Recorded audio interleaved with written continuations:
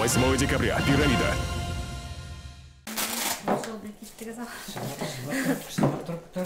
Асхат Назмудинов за медицинской помощью обращается нечасто, но тут решил стать первым. От волнения, говорит, даже подскочило давление. Очень прекрасно, что это построили и нам подарили.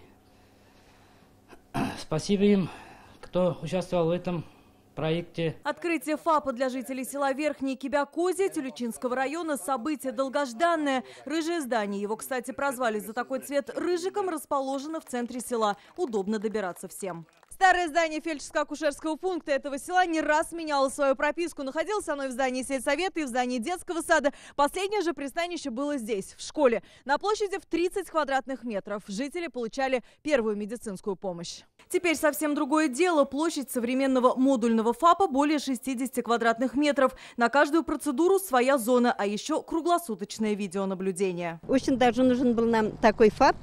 Мы долго ждали этого ФАПа.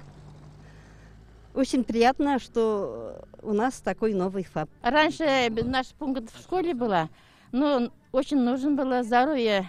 Сейчас деревни все старики, пожилые люди, они долго ждали, но мы рады. Конечно, ждали. Такие модульные ФАПы здесь в районе сейчас много стало уже.